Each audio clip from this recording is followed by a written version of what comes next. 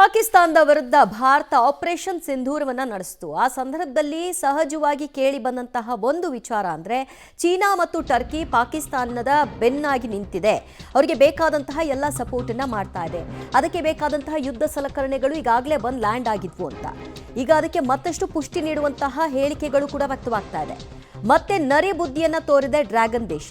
Operation ಸಿಂಧೂರ ವೇಳೆ ಪಾಕ್ಗೆ China ಸಂಪೂರ್ಣವಾಗಿ ಬೆಂಬಲವನ್ನ ಕೊಟ್ಟಿದ್ದರ ಹೊರತಾಗಿ ಸೇನಾ ಉಪಮುಖ್ಯಸ್ಥ ಜನರಲ್ ರಾಹುಲ್ ಸಿಂಗ್ ಸ್ಫೋಟಕ ಹೇಳಿಕೆಯನ್ನ ಕೊಟ್ಟಿದ್ದಾರೆ. ಹೌದು, ಈ ರೀತಿಯಾದಂತಹ ಯುದ್ಧ ಸಾಮಗ್ರಿಗಳನ್ನು ಚೀನಾದಿಂದ ರವಾನೆ ಮಾಡಲಾಗಿತ್ತು. ಭಾರತದ ವಿರುದ್ಧ ನಡೆಸುವಂತಹ ಈ ಕಾರ್ಯಾಚರಣೆಯಲ್ಲಿ ನಮ್ಮ ಸಹಕಾರ ಇತ್ತು ಅನ್ನೋದರ ಬಗ್ಗೆ ಈ ಹೇಳಿಕೆ ಪುಷ್ಟಿ ಕೊಡ್ತಾ ಇದೆ. ಆಗ ಕೂಡ ಈ ವಿಷಯವಾಗಿ ಚೀನಾ ಅವರಿಗೆ ಬೆಂಬಲವಾಗಿ ನಿಂತ್ಕೊಂಡಿತ್ತು. ಅದಕ್ಕೆ ಬೇಕಾದಂತಹ ಯುದ್ಧ ಸಾಮಗ್ರಿಗಳನ್ನ ಸಪ್ಲೈ ಮಾಡಿತ್ತು, ಯುದ್ಧ ವಿಮಾನಗಳ ಮೂಲಕವಾಗಿ ತಂದು ಇಳಿಸಿತ್ತು. ಅದರ ವರದಿಗಳನ್ನ ನಾವು ಆಗಲೂ ಕೂಡ ಬಿತ್ತರಿಸಿದ್ವಿ. ಇನ್ನು ಯುದ್ಧದ ವೇಳೆ ನಮಗೆ 3 ವಿರೋಧಿಗಳಿದ್ರು. ಭಾರತ ಜೊತೆ ಪಾಕ್ ನೇರ ಯುದ್ಧ ಮಾಡಿದೆ ಅಂತ ಹೇಳಲಾಗಿದೆ. ಚೀನಾ ಸಾಧ್ಯವಿರುವ ಎಲ್ಲ ಬೆಂಬಲವನ್ನ ಪಾಕ್ಗೆ ನೀಡಿದೆ. ಪಾಕ್ನ ಮಿಲಿಟರಿಯಲ್ಲಿ 81% ಚೀನಿಯರಿದ್ರು. ಕೇವಲ ಯುದ್ಧ ಸಾಮಗ್ರಿಗಳು ಮಾತ್ರ ಅಲ್ಲ, ಚೀನಾ ಶಸ್ತ್ರಾಸ್ತ್ರ ಪೂರೈಕೆಯ ಜೊತೆಗೆ ಅವರ ಜನರನ್ನು ಕೂಡ ಅಲ್ಲಿ ನಿಯೋಜನೆ ಮಾಡಿತ್ತು, ಇಲ್ಲಿ ಭಾರತದ ವಿರುದ್ಧವಾಗಿ ದಾಳಿಯನ್ನು ನಡೆಸಲಿಕ್ಕೆ.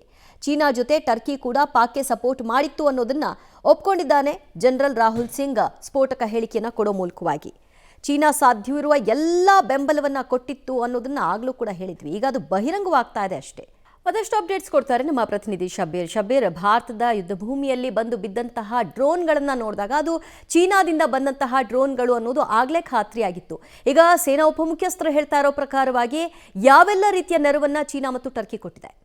ದಿವ್ಯಾ ನೋಡಿ, ದೆಹಲಿಯಲ್ಲಿ ಒಂದು ಕಾನ್ಫರೆನ್ಸ್ ಅನ್ನು ಹಮ್ಮಿಕೊಳ್ಳಲಾಗಿತ್ತು. ನ್ಯೂ ಏಜ್ ಮಿಲಿಟರಿ ಟೆಕ್ನಾಲಜೀಸ್ ಅನ್ನುವಂಥ ಒಂದು ಸಮಾವೇಶವನ್ನು ಹಮ್ಮಿಕೊಳ್ಳಲಾಗಿತ್ತು. ಇಲ್ಲಿ ಹೇಗೆ ಯುದ್ಧಗಳು ನಡೆಯುತ್ತೆ ಮತ್ತೆ ಹೊಸ ತಂತ್ರಜ್ಞಾನಗಳನ್ನು ಹೇಗೆ ಬಳಕೆ ಮಾಡಿಕೊಳ್ಳಲಾಗ್ತಾ ಇದೆ, ಮತ್ತೆ ಭಾರತ ಈ ವಿಚಾರದಲ್ಲಿ ತನ್ನ ನಿಲುವುಗಳನ್ನು ಹೇಗೆ ತೆಗೆದುಕೊಳ್ತಾ ಇದೆ ಅಥವಾ ತಂತ್ರಜ್ಞಾನವನ್ನು ಹೇಗೆ ಅಳವಡಿಸ್ಕೊಳ್ತಾ ಇದೆ ಅನ್ನುವಂಥ ವಿಚಾರಕ್ಕೆ ಸಂಬಂಧಪಟ್ಟಂತೆ ಸೇನಾ ಉಪ ಮುಖ್ಯಸ್ಥರಾಗಿರುವಂಥ ರಾಹುಲ್ ಸಿಂಗ್ ಅವರು ಮಾತನಾಡ್ತಾ ಇದ್ರು. ಈ ಸಂದರ್ಭದಲ್ಲಿ ಅವರು ಆಪರೇಷನ್ ಸಿಂಧೂರಕ್ಕೆ ಸಂಬಂಧಪಟ್ಟಂತೆ ಕೆಲವೊಂದಿಷ್ಟು ಸೀಕ್ರೆಟ್ ಮಾಹಿತಿ ಅಥವಾ ಗೌಪ್ಯ ಮಾಹಿತಿಗಳನ್ನು ಬಹಿರಂಗಪಡಿಸುವಂತ ಕೆಲಸವನ್ನ ಕೂಡ ಮಾಡಿದ್ದಾರೆ.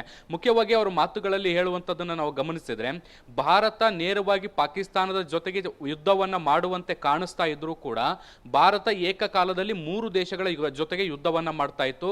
ಒಂದು ಟರ್ಕಿ, ಮತ್ತೊಂದು ಕಡೆ ಚೀನಾ, ಮತ್ತೊಂದು ಕಡೆ ಪಾಕಿಸ್ತಾನ.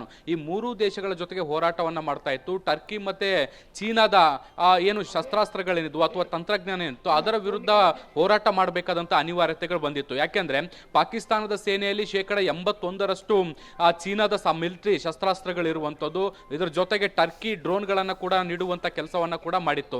ಸೊ ಈ ಎಲ್ಲ ತಂತ್ರಜ್ಞಾನಗಳ ವಿರುದ್ಧ ಭಾರತ ಹೋರಾಡಬೇಕಾಗಿತ್ತು, ಅವುಗಳನ್ನು ಹಿಮ್ಮೆಟ್ಟಿಸಬೇಕಂತ ಕೆಲಸವನ್ನ ಮಾಡಬೇಕಾಗಿತ್ತು.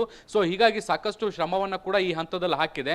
ಜೊತೆಗೆ ಪಾಕಿಸ್ತಾನ ಮತ್ತೆ ಚೀನಾ ಎರಡೂ ಕೂಡ ಜಂಟಿ ಕಾರ್ಯಾಚರಣೆಯನ್ನ ಭಾರತದ ವಿರುದ್ಧ ಮಾಡಿರುವಂಥದ್ದು. ಮೇಲ್ನೋಟಕ್ಕೆ ಪಾಕಿಸ್ತಾನ ಯುದ್ಧ ಮಾಡುವಂತೆ ಕಾಣಿಸಿದ್ರು ಕೂಡ ನಮಗೆ ಅದರ ಹಿಂದೆ ಚೀನಾ ಇತ್ತು ಅನ್ನುವಂಥದ್ದು ಬಹಳ ಸ್ಪಷ್ಟವಾಗಿರುವಂತಹ ಮಾಹಿತಿ. ಜೊತೆಗೆ ಚೀನಾ ಕೇವಲ ಶಸ್ತ್ರಾಸ್ತ್ರಗಳನ್ನು ಪೂರೈಕೆ ಮಾಡುವಂಥದ್ದು ಅಥವಾ ತಾಂತ್ರಿಕ ಬೆಂಬಲವನ್ನು ಕೊಡೋದರ ಜೊತೆಗೆ ತನ್ನ ಜನರನ್ನು ಕೂಡ ಭಾರತದ ವಿರುದ್ಧ ದಾಳಿಗಳನ್ನು ಮಾಡಲಿಕ್ಕೆ ಕಳಿಸ್ಕೊಟ್ಟಿತ್ತು ಅನ್ನುವಂತಹ ಮಾಹಿತಿಗಳನ್ನ ಈಗ ಹಂಚಿಕೊಳ್ಳುವಂತ ಕೆಲಸವನ್ನ ಮಾಡಿರುವಂಥದ್ದು. ಸೊ ಅಲ್ಲಿಗೆ ಭಾರತ ಹೇಗೆ 3 ದೇಶಗಳ ವಿರುದ್ಧ ಹೋರಾಟವನ್ನ ನಡೆಸ್ತು ಅನ್ನುವಂಥದ್ದು ಒಂದು ಭಾಗ. ಆದರೆ ಇದ್ರ ಜೊತೆಗೆ ಮಿಲಿಟರಿ ಕಾರ್ಯಾಚರಣೆಗಳಲ್ಲಿ ಇವತ್ತಿನ ಕಾಲಕ್ಕೆ ಟೆಕ್ನಾಲಜಿ ಎಷ್ಟು ಇಂಪಾರ್ಟೆಂಟು ಅನ್ನುವಂಥದ್ದನ್ನು ಕೂಡ ಅವರು ವಿವರಿಸುವಂತ ಕೆಲಸವನ್ನ ಮಾಡಿದ್ರು. ದಿವ್ಯಾ, ಥ್ಯಾಂಕ್ ಯು ಶಬೀರ್ ನಿಮ್ಮೆಲ್ಲ ಮಾಹಿತಿಗೆ. ಪಾಕಿಸ್ತಾನದ ಜೊತೆಗೆ ನಾವು ಚೀನಾ ಮತ್ತು ಟರ್ಕಿಯ ಜೊತೆಗೂ ಕೂಡ ಯುದ್ಧವನ್ನ ಮಾಡಿದ್ವಿ ಅನ್ನೋದು ಈ ಮೂಲಕವಾಗಿ ಗೊತ್ತಾಗ್ತಾ ಇದೆ. ಯಾಕಂದ್ರೆ ಚೀನಾ ಮತ್ತು ಟರ್ಕಿ ಎಲ್ಲ ರೀತಿಯಾದಂತಹ ಬೆಂಬಲವನ್ನ ಕೊಡ್ತು, ಭಾರತವನ್ನ ಮಣಿಸಬೇಕು ಅಂತ, ಭಾರತದ ವಿರುದ್ಧವಾಗಿ ಯಾವೆಲ್ಲ ರೀತಿಯಾಗಿ ಸೇಡು ತೀರಿಸಿಕೊಳ್ಬಹುದು ಆ ಎಲ್ಲ ಪ್ರಯತ್ನಗಳನ್ನ ನಡೆಸಿತ್ತು.